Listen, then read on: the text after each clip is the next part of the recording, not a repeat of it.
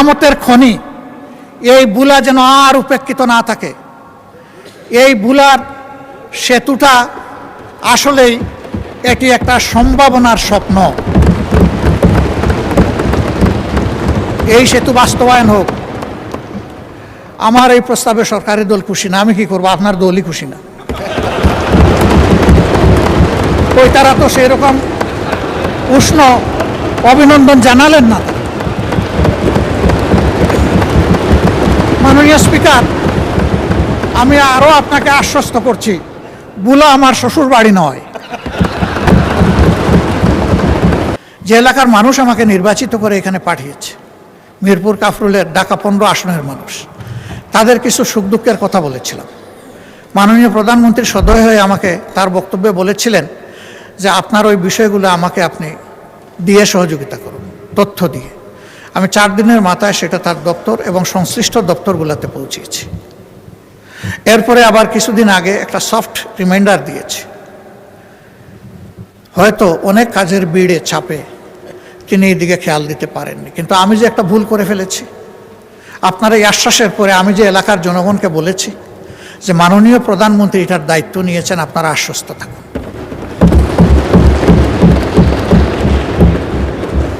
আমি মাননীয় প্রধানমন্ত্রীকে বলেছিলাম অবস্থাটা পানির জন্য কারবালার মতো, 1 ফোঁটা পানি পান করার সুযোগ দিন।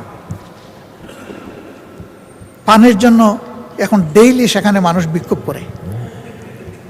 আবার কিছু অসাধু ব্যক্তি রাজনৈতিক যুগ সাজসে রাতের বেলা এরা পানির পাইপ কেটে বিভিন্ন জায়গায় তাদের পাওনাটা আদায় করে, অবৈধ পাওনা আদায় করে সেখানে পানির অবৈধ সংযোগও দিচ্ছে। মাননীয় প্রধানমন্ত্রী, এখন আর এই এলাকা আমার থাকে নাই, দায়িত্ব আপনি নিয়েছেন, এখন এই এলাকা আপনার। বদনাম সুনাম যা হবে আপনার হবে, আমি কিন্তু ভার মুক্ত। আমি বলে দিয়েছি যে উনি দায়িত্ব নিয়েছেন, এখন আপনি কি করবেন সেটা আপনার ব্যাপার। আমি শুধু স্মরণ করাই দিলাম, এই একটি এলাকায় যদি প্রধানমন্ত্রীর কাছ থেকে বিরোধী দলের একজন ক্ষুদ্র সদস্য হিসাবে আমি ইনসাফ না পেয়ে থাকি, তাহলে সারা বাংলাদেশে বিরোধী দলের সদস্যরা কি পাচ্ছেন সেটা তো আমার আশা। তবে ধন্যবাদ জানাই মাননীয় স্থানীয় সরকার মন্ত্রীকে, তিনি সর্বশেষ একটা চিঠি এটাও কিয়ামতের আগে দিয়েছেন যে সকলের জন্য সমান এই আপনাদের এলাকার অ্যালটমেন্ট। আপনি যখনই দেন আপনাকে বিশেষ ধন্যবাদ, সমানভাবে দেওয়ার কারণ এই সাম্যতাটাই চাচ্ছি, এইটাই মেনটেইন হোক সর্বক্ষেত্রে। মাননীয় স্পিকার, আমি সিলেটের মানুষ, একটা কথা সিলেটের ব্যাপারে বলতে হয়। সিলেট, উনি আবার হাফ সিলেটি, কাজে এখানে আমরা 1.5 জন 1+0.5।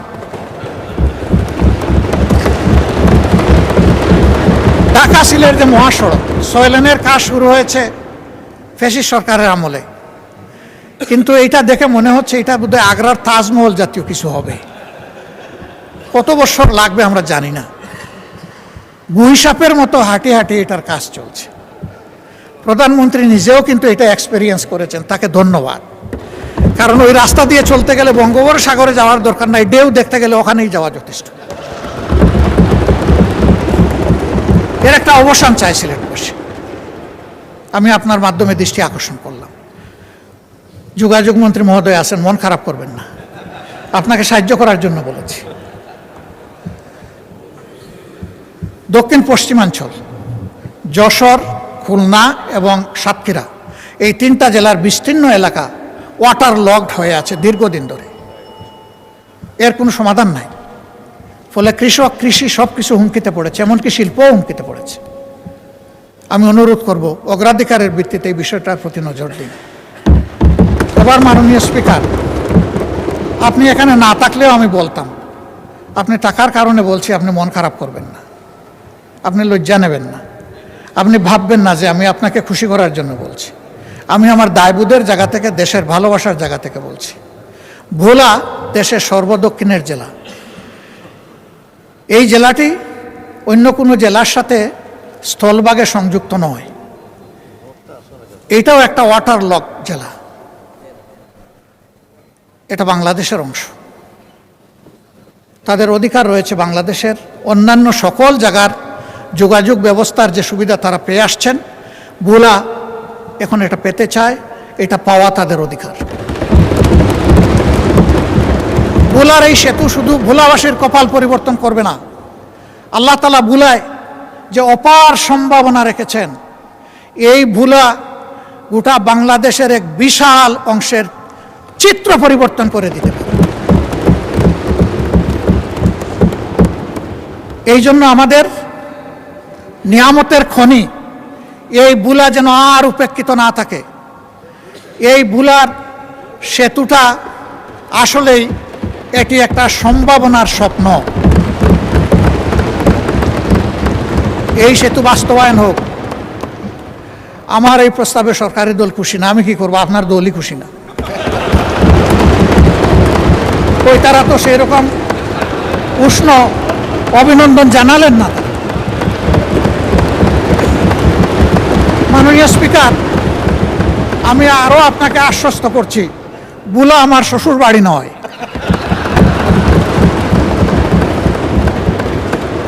কিন্তু ভোলা বাংলাদেশের অংশ।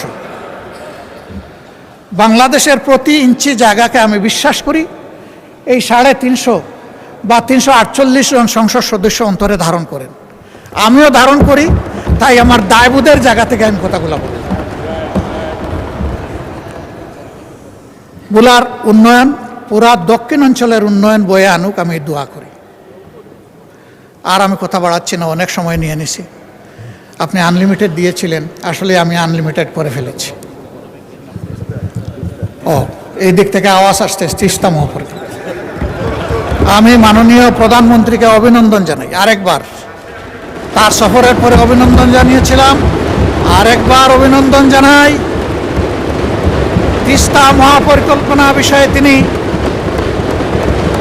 শক্তিশালী বন্ধু দেশ চীনের সাথে কথা বলেছেন এবং পানি সম্পদ মন্ত্রী গতকাল তার বক্তব্যে আশ্বস্ত করেছেন যে ইনশাল্লাহ যে নামেই হোক কাজ শুরু হয়ে যাবে। আমরা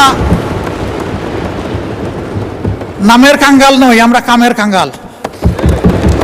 কামটাই দেখতে চাই। নাম নিয়ে শেষ কথা বলে আমি বিদায় নেই। আমি সিলেটের মানুষ, চাকরি করেছি সুনামগঞ্জ, আমার বাড়ি মৌলভীবাজার, বিয়ে করেছি সিলেট জেলায়। 3টা জেলা আমার কাভার হয়েছে। তো সুনামগঞ্জে একটা শিক্ষা প্রতিষ্ঠান স্থানীয় লোকেরা গড়ে তুললেন তাদের নিজের অর্থে এবং পরিশ্রমে।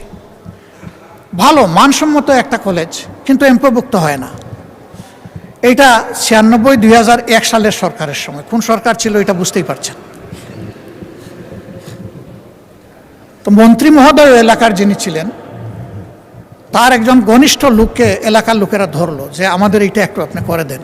সে যখন গিয়ে বলল, তো উনি বললো ঠিক আছে করে দিব, এখানে আমার নাম থাকবে কিনা। ওই যে তাদের সাথে আলাপ করে দেখি লিডার, আর সে আলাপ করছে, লোকেরা খুব মন খারাপ করছে যে সব কিছু আমরা করলাম, ওনার নামে এখন কলেজ দিয়ে দিব, এটা কোন ধরনের ইনসাফ। তো তারা মন খারাপ করে পাকিস্তান আমলের এক সরপঞ্চের কাছে গেছে। তখন তো আর মেম্বার ছিল না, সরপঞ্চ ছিল। এই বৃদ্ধ লোকের কাছে গিয়ে বলছে যে ঠেকলে নাকি বৃদ্ধের কাছে আসতে হয়, আপনি একটু বুদ্ধি দেন, কি করব। আমাদের যুবকরা শুনে তো খেপে গেছে, বলে যে সারা জীবন আমাদের এমপিভুক্তি হওয়ার দরকার নেই, আমরা এইভাবেই চল। তো উনি বলে অসুবিধা নাই, ওই লোকটাকে দাওয়াত দাও যাকে তোমরা মাঝখানে ধরেছ, তার সাথে আমিও একটু বসতে চাই, তোমরাও থাকবা।